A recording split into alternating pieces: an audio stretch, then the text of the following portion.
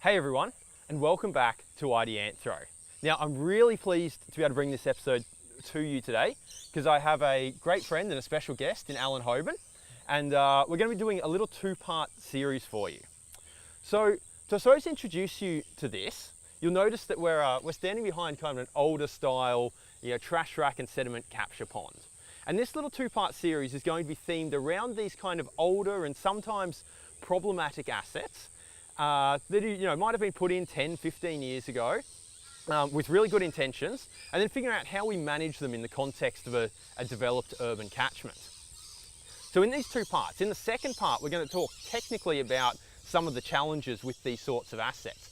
But I'm really interested in doing something else first, and that's talking to Alan about his process that he goes through when, say, he comes out to a site that he's not been before. Maybe he's been commissioned by a council or someone else to investigate that site and propose some solutions to whatever the problem is.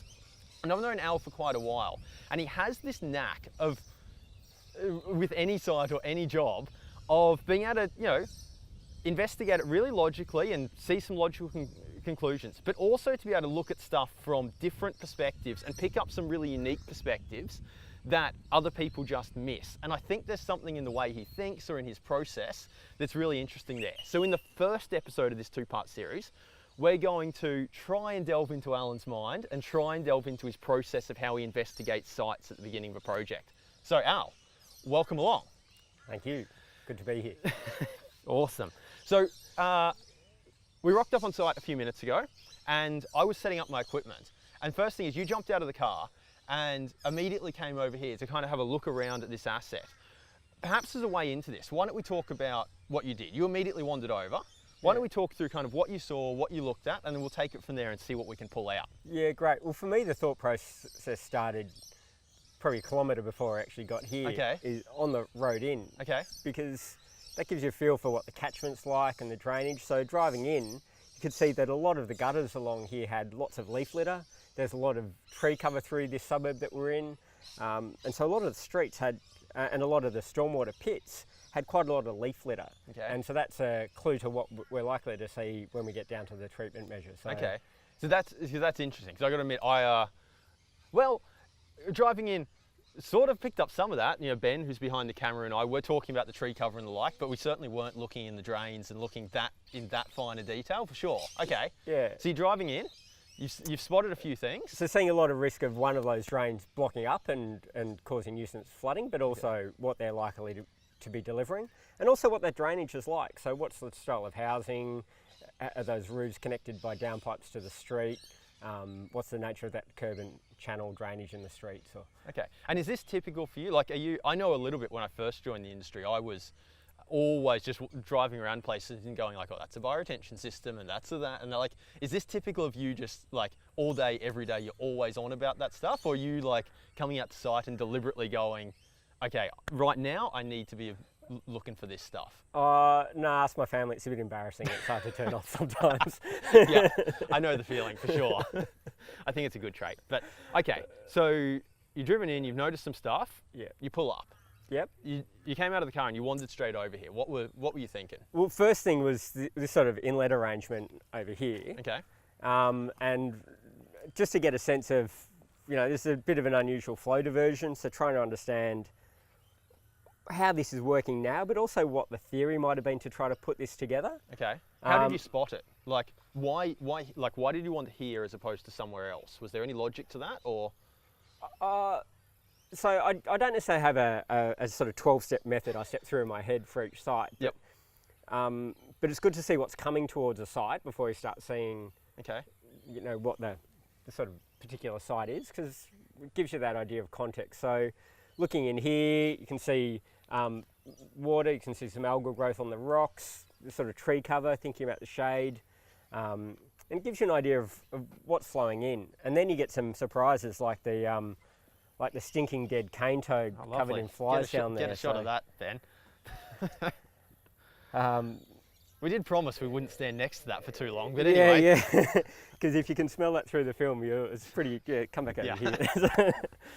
But all that gives you an idea of also what the residents are exposed to. So you come through there and you get hit by that really offensive odour. It's like, well, that's part of the story of what's happening. Because that's important, because like most likely if you've been commissioned by someone to come out to a site and do something, presumably there's some level of resident knowledge of the site or involvement, or you might do something to the site that's going to impact on the residents. Yeah. So it's it's really useful to get a feel for. And then you look around and you see, well, houses overlooking, what's the sort of view lines? Is this really an important part of the amenity or the property values for these places, or are they turning their backs on it? So, for instance, over on this side, there's a solid fence. There's no real view lines out. It gives you a bit of an idea that, well, this isn't really prized to them. But over on this side, they've got more permeable fences and more of an engagement. So you start to get a feel for how much the community currently value whatever's here, or how much they could value it. Yep. Okay. Yeah. So you looked at these things. You kind of had a look around the inlet, and then you went for a bit of a wander up this way. Yeah. Was that generally like you just going, I'll just follow my nose around the system sort of thing, or? Yeah, and look, a number of the people I worked with early on in my career you go out on site and they just bury themselves into the bush, and for a while I'd sort of stand back going, oh, what are they doing? But yeah, I think the more you just sort of get in and walk around and explore a site, find out where pipes and drainage lines go, sort of get amongst it as much as you can. Yeah, I've certainly found, and I try and do better at this these days. But I've certainly found in the past a habit of wandering up to a site and seeing something interesting, and then just getting buried into that, and thinking, this is causing that, and that's causing that. And then 15 minutes later going, oh, I didn't see that thing down there that just explains it all and changes my whole perception of it. So I think there is something in that initially going, I'm just going to try and see everything to get the picture of what's going on.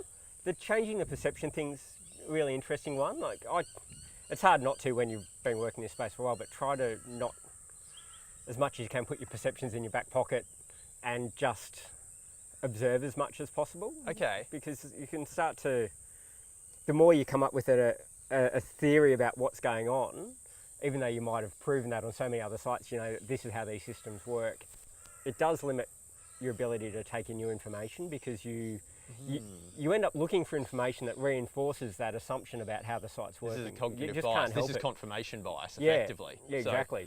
So is this... and it sort of says what I thought was right, because I'm now finding evidence to reinforce that, and you might overlook something else that really doesn't fit with that. Yeah, so I've noticed, like, hypothesis. when we've been in meetings together and stuff, sometimes you're playing a very active role and being, like, very engaged in discussing directly, and, like, but at other times you then seem to distinctly sit back and observe conversation. Is that an element of that kind of, or am I misinterpreting that? Or am I kind of confusing the looking around the site to try and understand the site versus things going on in meetings? Oh yeah, or maybe it's the same. I reckon there's a big pressure, particularly people that are early in their career, to feel a pressure to know the answers to things. Okay. Because it's a sign of legitimacy that, if you know the answer or you can espouse something from a point of authority, then people think you're smart and you know stuff. Yep. But it can also be a bit of a trap. So being able to be comfortable with confusion and uncertainty, and seeing that not as a sign of weakness but as something that's actually quite powerful is really hard for people young in their career. Yeah, it's also challenging from the consulting point of view, because there's this element of, like, as a consultant, you're paid, time is money. Like, pay us the dollars, we know the answers, we'll give you the authoritative answer, and maybe that's something, a benefit you get from being getting a bit more experience and being a bit more comfortable with your role in the industry, that you can feel a bit more licensed to vocalise doubt. It's a powerful one. I think it's a bit of a catch-22, because, like, intuitively we think sometimes talking through our doubts or our uncertainties might be really risky, because people might be like, oh, why is that person here? Can they deliver value? But I also think people really respect it, because it's the real world and it shows you to be a real person who is thinking about stuff deeply. Like, on the surface level, if you express doubt, and I'm not quite sure if that's behaving like that because of this or this, on the surface level it's like, oh, should we trust this guy and his opinions? But on the other hand, I think it also breeds some trust, because it's like, oh, well, at least that person's thinking it through deeply. They're not just jumping to the obvious conclusion. So I think it can play both ways. And look, we'll see with a site like this, like in some ways you could look at it as a fairly sort of simple problem, but it becomes really complex. And I'm trying to think in the back of my head about, you know, what you do about a site like this, and I still don't really know. Like it's complex and it's difficult, and it's hard to be certain about this because there's a whole lot of complexity and unknowns. Yeah. Okay. So you drove in, you observed some stuff coming in, you got out, you looked at this first little element here, and then you went for a bit more of a wander. Yeah. So you've had a bit more of a wander, and then we've come back around and we've started filming straight away. We can follow the path of that wander in a second, but what I'd be interested now is, at this point, literally right now while we're filming, right this second, how much of the exploration, like how firmed up do you feel your views are about this site? Like if this was a job, would things be continuing to develop in your mind at this point, like kind of 25 minutes in or something like that? Or are you fairly like, I'm pretty clear of what's going on right now? I've got some views on what the ideal solution would be. Okay. But I know that they're going to be really hard to implement because you can't solve these problems with an asset here. They involve working across the catchment. Okay. And they're always it's not a simple solution that can be implemented by one part of council or at low cost or without any difficulty with the community. Okay. So I go, okay, well if I got to redesign this suburb, okay, I know these are some of the key things that you wouldn't do again or you would, but we don't have that opportunity to redesign the suburb. So we're inherently in this space of compromise. Yep. And so so within the limitations of what you can actually do. So you've kind of understood the site, you're coming up with some ideas, but you're starting to think about what might limit those, what might influence them. Yeah. Okay. Do you feel, is there value in us walking around the asset? Is there stuff that you think would be worthwhile? Well, I think it's useful to see sort of what's downstream of here. Okay. So we've got a trash rack here, which is ostensibly about environmental protection. Yep. So it's worth seeing how well the environment's protected. Okay, let's go for a wander then.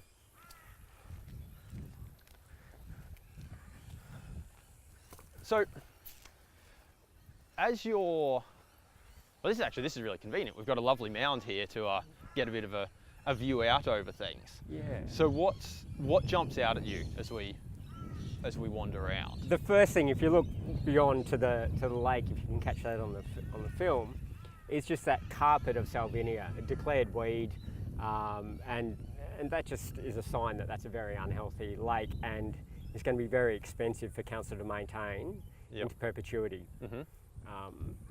So it's a sign that you've got excessive nutrient loads going into that lake and probably likely to have internal loading, so a lot of organic material on the bottom of that lake that's continuing to fuel that aquatic weed growth. Yeah, and clearly this is, in terms of your process, this is a sign of you, again, you haven't just focused in on the asset, you're looking broader around here, scanning around. You looked at the houses before you looked at the lake and the like, yep. But then it's also thinking about, well, you know, what do the community think about that? So they're likely to see that as a pretty lake with green stuff, because sometimes that naivety might influence. Yeah, like lily pillies, not lily, but lily pads, I mean, so. So thinking about what that looks like for the residents and what they would have expected, and also what that's likely to mean for the local authority in terms of cost or complaints. Yep. So that's a key one. The other one is just immediately downstream here. You can see this giant cyprus, so it's an invasive weed as well, and it's growing on a major raft of organic material and sediments there. So it's a sign as well that this trash rack that's here is only doing a fairly average job in terms of removing, you know, volumes of material coming through. Yeah, because if it was doing a good job, there simply wouldn't be the organics there for it to grow on. Yeah. Right. And this is probably, would it be fair to say that's developed over time? Like there wouldn't have been organics there, and then a bit would have been deposited so the plants could grow a bit, and then they've been able to capture more, which has given more room for them to grow, and it's kind of built out over time. Yeah. Yep. And then you can see replicates of that further down and around the edge of the lake. So there's a propagation of the weeds through this system. Yeah. You know, someone's lovely garden plant getting away. Yeah, and it's on because I've walked around the lake before. It's on all the inlets to the lake. It's not an isolated case to this one, so which is intriguing. Because that actually questions like your interpretation there about it's someone's garden plant that's got away. Well, maybe or maybe not, because if it's on every inlet, has it come from everyone's garden? Like, has it come from someone's garden here and in the next catchment and the next one? Which I'm not so much asking you to answer that, but I think it's another comment to this. The broader you look, the more context you look. Because if you look at just this inlet, the conclusion is, I think, fairly, like it's a fairly safe conclusion to say it probably came from someone's garden. But if you start to look at all, 3 or 4 inlets and you see it on all of them, then you start to question, is it just from one garden or has it got there by some other means? Yeah, and how do their seeds transmit? Are they wind blown that could get washed down stormwater drains? So, yeah. Okay. But you often see trends in these new in suburbs of people doing similar type landscaping. So there's a bit of mimicry, true. like, I see they're growing that and I like the look of it, so I'll plant some as well. Yeah, that looks so nice. So, yeah, fair enough. And the other one that's obvious, well, there's a few things here. There's a proliferation of dead cane toads around the bank, which again add to the pong and stench of the place. So sometimes it's a bit hard to work out whether the pond here is stinking or whether it's those elements. A bit of a breeze today as well, so that can influence your the odours, and that also tells you whether maybe it doesn't smell today, but maybe on another day. Well, I was going to ask you, how much does this smell to you today? Because I don't have a great sense of smell, right? I inherited that from my father, not my mother. Yeah. But I'm not smelling a lot today. But does this smell a lot to you? Or? No, I think everything I can pick up is just the dead cane toads. Okay. Yeah. Okay. I was for a minute there I was like, maybe we're perceiving this very, very differently based on our own sensitivity to smell. Okay. But those dead cane toads are related to there being an artificial water body here. Yep. So they're part of that story, even though it's not the reek coming off the water surface. Yep. And then these sediment accumulations around the outside of this finer sediment that is obviously not getting caught by the trash rack and then forming these rafts that are becoming sites for ibis to colonise and then just weeds to grow on, and just adds to the sort of scrappy appearance of the system. Yep.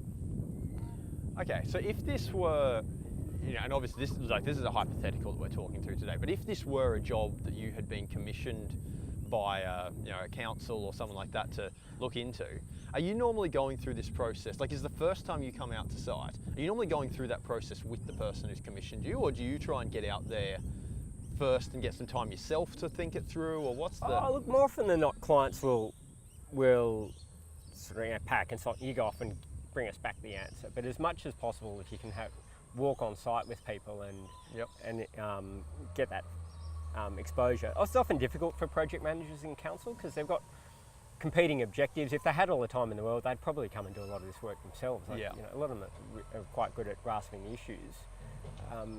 But there's a capacity shortage that they have. So, sometimes you don't get a chance to get them on site or their managers on site to look at the issues. Yeah, okay.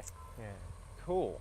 So is there anything else that we should be looking at, or any particular things that, thoughts that go through your mind, or this sort of thing? There's some ibis roosting through there. So ibis can be really problematic. They're probably going to hide now, trying to get it on film.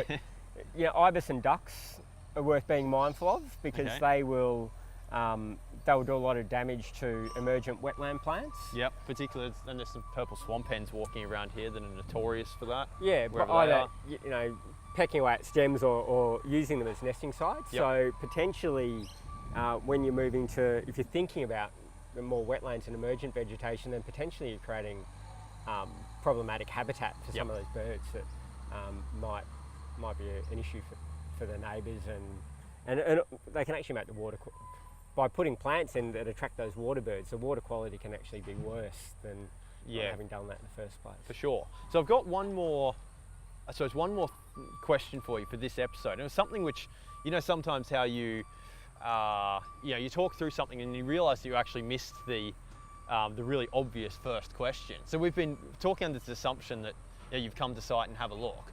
Do you always come to site? Yeah. Yeah? Yeah. Talk to me about that. Like, because you just said, like, that seemed, your response to that said, of course I always come to site, Jack. What are you thinking? Talk to me about why. Well, look, I mean, there's some fantastic tools these days, Nearmap, LiDAR data, the GIS tools to understand stormwater drainage networks. You can learn a lot from sitting at your desk and doing dial before you dig searches and trying to get information about the sizes of catchments and the types of land use. But you don't get you can't get smell from Nearmap. Yep. You can't see details. You can't get a feel for some of the nuanced features about where water might flow. You can't understand some of those permeability of fencing or what it feels like or sounds like in the area. Yep. And as I mentioned at the start, there's not a sort of linear process I follow. So you just pick up clues from the environment around you that say, well, I should actually go and have a look up there because I think there's something happening further upstream, and it gives you that opportunity to properly understand. Yeah, there's something about just following your nose out on site and seeing what you kind of come up with. And look, it is true that occasionally you go out and site and go, yeah, like it's nothing to see here, and but sometimes you see some things that just profoundly change how you're thinking of that project and the nature of what the solutions might be. Yeah. And look, we're not seeing many residents around here, but seeing people walk past is a great opportunity to have a quick chat. Yeah. How long have you lived here? What have you observed? Do you notice flooding in this area? Where's water come up to? So this thing, I published a video not so long ago that exactly on that sort of note, where I'd been out at a bioretention system, which I had considered to be pretty ugly. I made a quick video about it that kind of slandered it. I then put the camera away, walked back to the car, resident yells to me over his back fence, and I'm like, oh, okay, I'll go over and have a chat. And that conversation turns around, he's like, oh yeah, I never really understood what it was, but boy, I love the fact that it screens me off from the main road. And just that change in perception from having spoken to the resident, it literally, for me, that particular instance was a real reminder of, oh, you know what, let's not assume what the public, we can take clues from, like you're saying, the fencing and that sort of thing, but let's not assume what the public thinks about this because, they can perceive it very differently, and that's totally cool. So. Yeah. Also, so this trash rock we're standing there, it's obvious that it's been cleaned really recently. Yep. And so you could come and get a snapshot today and make some assumptions about it, but the resident might be able to tell you that actually 2 weeks ago it was a stinking mess and it doesn't get cleaned out, and it gets cleaned out once a year, and you don't get that view when you just one snapshot. Yeah, for sure. Okay, cool.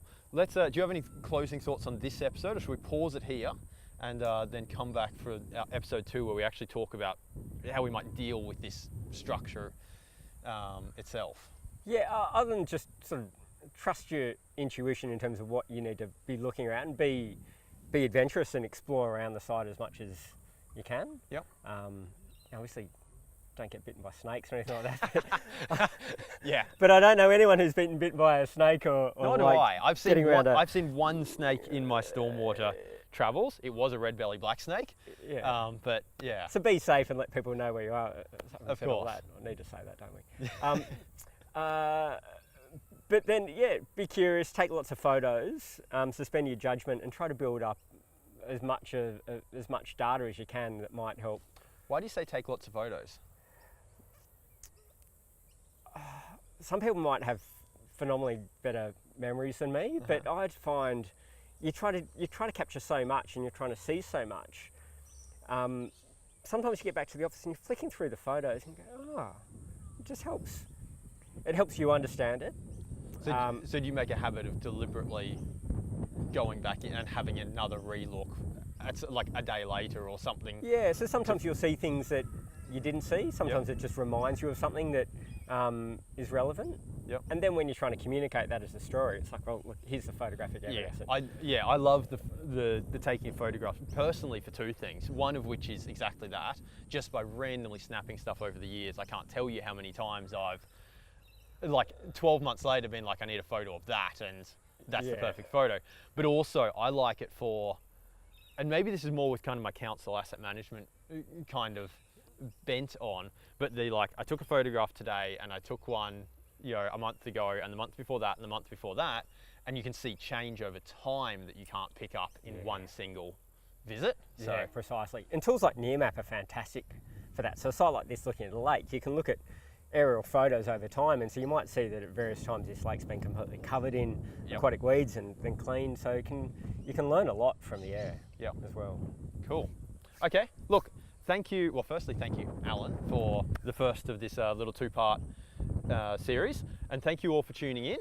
In part two, we're going to, again, look at this asset, but we're going to talk a little bit more specifically the technical details of how we might do something about it. And it's going to be a little bit challenging, but we'll try to. So thanks for tuning in, and we'll see you next time. Cheers.